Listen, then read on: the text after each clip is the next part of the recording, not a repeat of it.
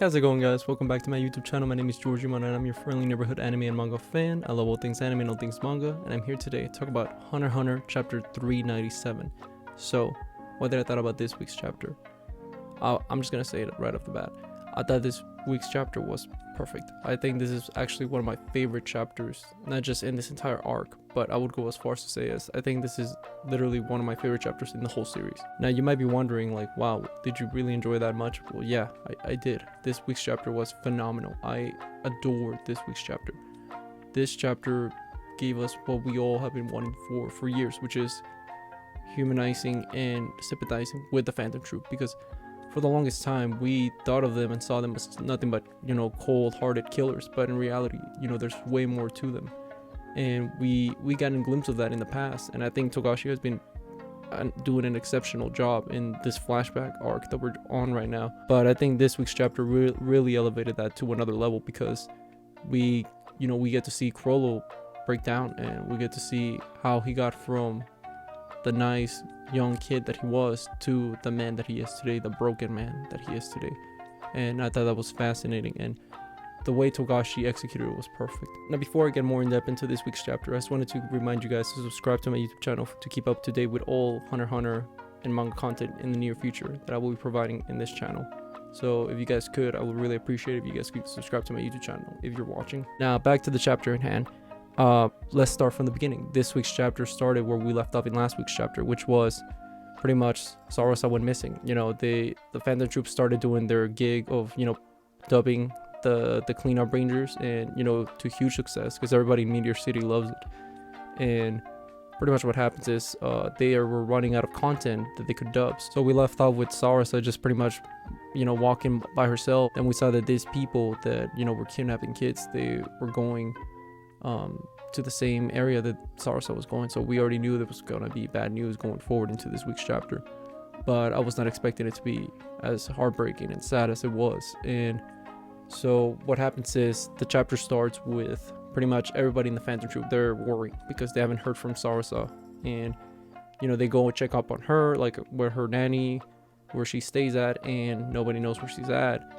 So they had a show they were gonna play at the church. So what happens is they it's 15 minutes before they gotta commence, and she's still not there. So Chrollo is like, oh, what's happening? And everybody started worrying. So eventually Chrollo goes up on stage and he tells the crowd, like, hey, sorry, due to unfortunate circumstances, we'll have to cancel the show because Sarasa is missing. And as you know, Meteor City has a high rate of kids gone missing, and a lot of murders. So they're worrying for the worst. And Chrollo's apologizing to the crowd, and eventually the crowd they hear this, and they're like, no, you know what, let's go help find Sarasa. And then eventually Chrollo's like, no, it's okay, you guys shouldn't worry. And then Ubugan is like, no, everybody, yeah, that's right, let's separate, let's look for Sarasa. So then Chrollo gets very emotional, and it's a very great scene because we get to see Chrollo just break down and start crying. And he's so grateful for all the people that are willing to help, find his missing friend. And I just love the scene. Chrollo, you get to see a lot of emotion from him, which is something we've never seen in the series as a whole that much. So all these flashbacks of him crying and, being emotional, it's really refreshing, and, really gets you a perspective of how he used to be before the tragic event that happened in this week's chapter. So following that, the remainder of the kids and the Phantom Troop, they go missing, and they go on a manhunt pretty much.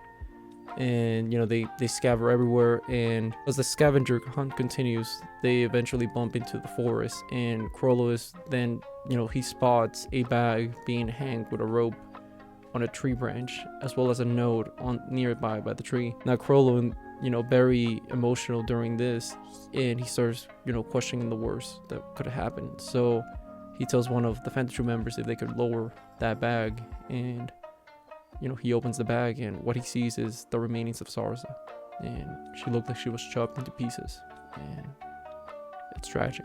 You just see Chrollo broken down. Like, it's so tragic, and it really hit all the Phantom Troop members, because they were all friends with this kind young girl, and the way she went out, she didn't deserve that. And I think Togashi did a fantastic job making us sympathize for them because they lost a fellow comrade, a fellow friend. We saw somebody die in a terrible way that they didn't deserve whatsoever. So after that, Ubugen tells Chrollo like, hey, what does this letter say? And Chrollo says, no, I won't tell you. And Ubugen keeps insisting, like, tell me, damn it, what does this note say? And Chrollo says, if you want to know, read it yourself. And Ubugen's still mad, and eventually Ubugen's like, stop playing around. So pretty much what he tells Ubugen is like, I'm gonna carry these words to my grave. I'm not saying what that note said. And I can only imagine it must have been something tragic, something very messed up, if it shook Chrollo to his core like that. So going forward from there, Chrollo, he tells the Phanta Troop people like, hey, in 3 years from now, give me 3 years and we'll have enough resources to hunt these people that did this to Sarasa.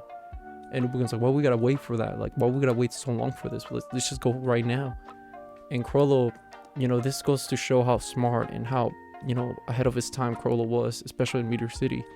Chrollo sees the bigger picture. He says, within 3 years, we'll have enough power and technology and resources to be able to track down these people, as well as we'll get stronger ourselves. Chrollo's whole plan is pretty much consisting of, by the time the 3 years pass, technology will evolve to a point that it'll be much easier to track down these people, as well as we'll have more resources and power that will be able to track whoever did this. Because what Chrollo theorizes is that the people that did this to Sarasa also film, them killing her, some dark, twisted, demented kind of enjoyment. And they think they're gonna sell this, tape pretty much either in an auction or somewhere in the internet, on the dark web or whatever. And Chrollo says like, I'm gonna make them pay.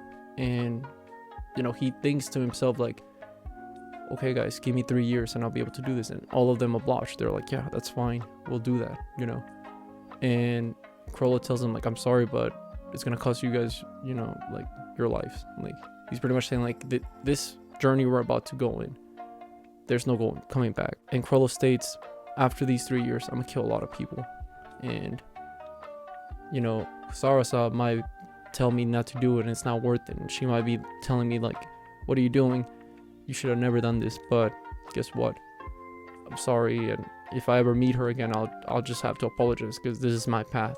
So you see a lot of parallels between Kurapika and Chrollo, how both of them are driven by revenge, and they went through some dramatic experiences that led them to be the people that they are today. So I think it's very fascinating, and I'm sure Togashi will play with that going forward if Kurapika meets Chrollo once again, and we as the audience, we get to see that they're parallel to each other, Kurapika and Chrollo. At least to me, I see it in that way. So after that, we get to see that there's a funeral for Sarasa, and it's very sad, and she looks perfect because the person that fixed her, the people that take care of corpses to fix them up for the funerals, she did a great job on it. And Machi, she picks up on it and she's like, hey, what's that aura around you? And the lady's like, what are you talking about? It's like, yeah, your threads, like, how did you do that? And he's like, oh well, maybe if you hang out with me sometime, I might be able to help you out and explain this to you. And she's like, oh, okay. So Machi, we get to see that we get to see a little origin of how they started finding out about Nen, because now Machi, she saw Nen. She can see the aura of this person that possesses Nen, as well as this Nen ability. So I'm sure that she helped Machi build up her Nen threats and why not. So that was very good to see.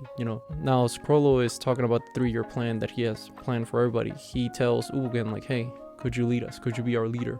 And Ubugen rejects that real quick and says, no, you're the man that's gonna lead us in the future. It can only be you. And then you see a beautiful scene where Ubugen tells Chrollo like, I'm gonna follow you till my death. And he does. He was loyal to his death, as we saw during Yorgnu City. He never sold out his comrades, and I just gotta say, Ubugen's character has been skyrocketing for me in this entire little flashback. Like, he gives so much context, and it honestly makes me sad that he's dead, because I got attached to him even more so than I ever did during the Yorgnu City, just through this flashback. So I think Togashi has been doing an exceptional job in this flashback, and I love this flashback. This chapter was amazing, and we end up things with pretty much the birth of the spiders. We get to see Chrollo now after the 3 years, and the rest of the crew, you know, after a 3-year jump, and you see Chrollo's face just go from a young kid to a, you know, a man, even though he's only preteen, but you know, a preteen that has seen so much in his life. And I thought it was amazing. You see just the evolution of Chrollo. So overall, I love this week's chapter. I thought this chapter was amazing, a 10 out of 10 chapter without a doubt, and I'm looking forward to next week's chapter and the remaining of the flashback arc of the Phantom Troop, because this has been just exceptional by Togashi, and I'm sure that, you know, he has way more awesomeness in store for us in the future. But with that being said, what did you guys think about this week's chapter? Did you guys hate it? Did you guys love it? Let me know in the comment section down below. Thank you guys so much for watching and sticking all the way to the end of the video. I really appreciate it. And don't forget to like, comment, and subscribe to my YouTube channel for more anime and manga content in the near future. But with that being said, I hope you guys have a great rest of your day. Bye bye.